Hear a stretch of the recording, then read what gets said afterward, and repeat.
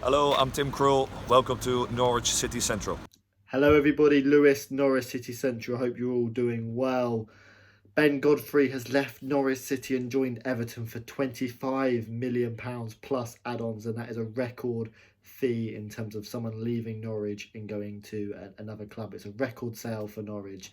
I think before that it was James Maddison to Leicester for 22 million, but Ben Godfrey has now eclipsed that. In this video, we'll be going through as Norwich City fans some of Ben Godfrey's best moments in a Norwich City shirt and reminiscing on some really good memories because Ben Godfrey's given Norwich City fans some really good memories. Be talking through about his pros and his weaknesses and what he'll bring to Everton and the overall assessment for Norwich City going forward. I know a lot of Norwich City fans will be watching this, but equally there'll be a lot of Everton fans watching this as well, wondering what they can expect from Ben Godfrey. And we'll be going through Ben Godfrey in this video. If you are new to Norwich City Central, please subscribe for all the latest Norwich City news. And yes, Ben Godfrey has left to join Everton. And in my opinion, my reaction, I think it's a really good move, and I think it's a fair price, a really good move, and I think both parties can be happy with it. Ben Godfrey's been at Norwich City for numerous seasons now, and I think in terms of what he's done for Norwich, in terms of his progress, I feel like that's kind of his peak now, and he can't really go too much further with Daniel Farke and with Norwich. I think Daniel Farke has done a lot in terms of progressing his game, but Daniel Farke isn't necessarily the best defensive coach anyway. And if Ben Godfrey wants to become a better centre back, then who better to work under Carlo Ancelotti? I love Everton. I love Carlo Ancelotti, and they're my surprise pick for top four this season. I think they've got some great young players, and Ben Godfrey's only going to add to that. And yeah, I really like Ben. I think he's got some brilliant attributes. He's got world class attributes and attributes that you'd want from the top defenders, like Van Dijk and like Mings. He's got those attributes. It's just how he uses them. In terms of explosive pace, really strong in the air, good in the duels. He's got so many brilliant attributes. Just where it kind of his games let him down, particularly in the Premier League, was that mental side and the ability to read a game. Because quite a few goals were his fault in the Premier League, but he didn't necessarily have a bad season in the Premier League. I just feel like that's his weakness, and under Daniel Farke, he can go no further. But in terms of Ben Godfrey and his Norwich City career, firstly, we signed him for York for I think £150,000, and in terms of this sale, York will get 10% of the fee, so York will get around 2.5 million, and for a national league side, that is absolutely vital. And I'm so happy when I heard that news because a lot of football clubs are going to be going under. A lot of communities are going to be lost, and in this age where we're talking about £25 million moves and stupid amount of money for players, Gareth Bale and wages like that, we're forgetting about all these conference clubs, and a lot of clubs are going to go under, a lot of communities are going to be lost, a lot of jobs are going to be lost, and a lot of memories are going to be lost. So that kind of money which York are going to get, I feel, is absolutely vital. But we signed him in Daniel Farke's first season, where Norwich City had quite a miserable season, finishing in 40th. Ben Godfrey went on loan to Shrewsbury and was Shrewsbury's standout player. The Shrewsbury fans loved him. He was part in their playoff push. Didn't quite get into the Championship, but they got to the playoff final. And he was a key member in that team, playing in central defence and midfield. And then he goes back to Norwich City in the 2018-2019 season, and that's where we see Ben Godfrey shine. He was absolutely brilliant. A lot of people expecting him to play central defence and midfield, but he was actually centre back, and there's still some debate about whether Ben Godfrey is a centre back or a central defensive midfielder. I think a lot of managers do see him as a centre back though, and yeah, he was absolutely brilliant. He kind of came in terms of the second half of that Championship title winning season, and he was an instrumental part as soon as he came in. I think against Bolton in December, that crazy 3-2 win.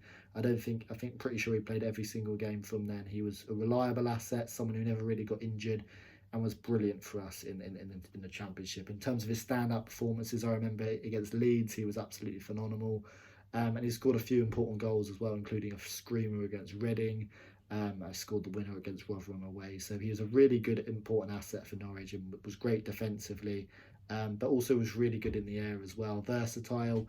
He was just absolutely brilliant for us. And then in the Premier League, I mean, this Norwich City side were pretty terrible in the Premier League in the end, and were one of the worst teams to play in the Premier League in kind of a few seasons, especially after lockdown. And Ben Godfrey's performances weren't great kind of post lockdown, but there was moments where he absolutely shined. In terms of standout performances, Man City at home, I'd probably have to say he was absolutely brilliant in that game. But for me, his best performance was Tottenham away.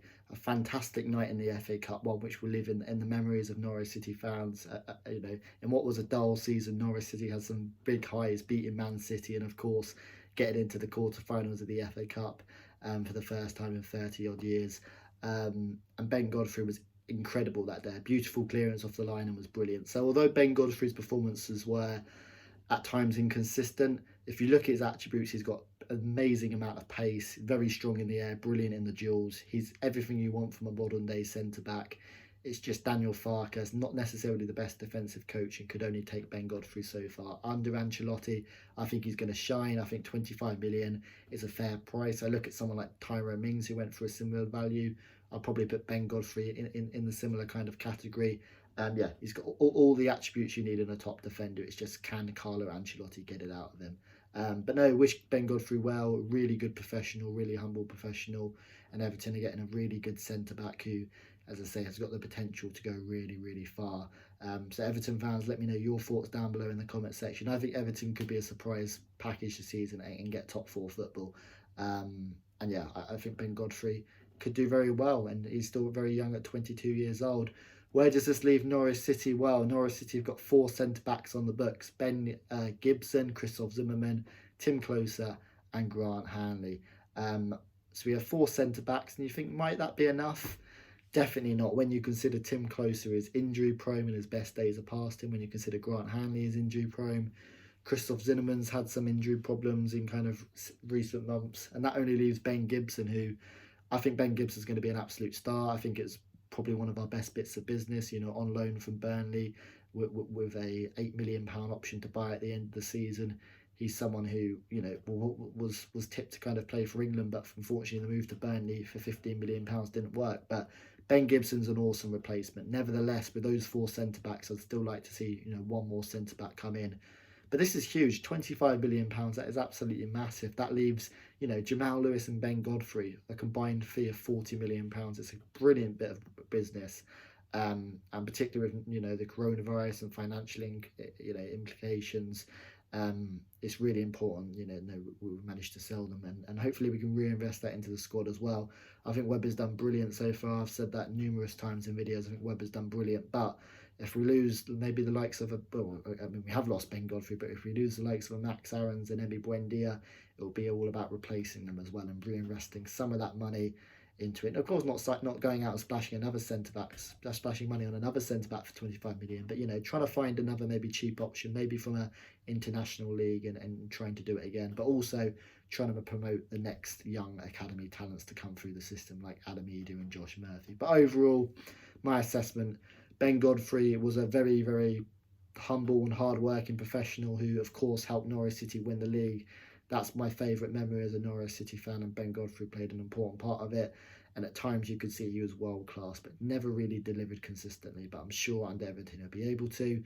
Norwich City, that means, it's really important. We spent £40 million on 2 player sales, and hopefully we reinvest that money into the squad.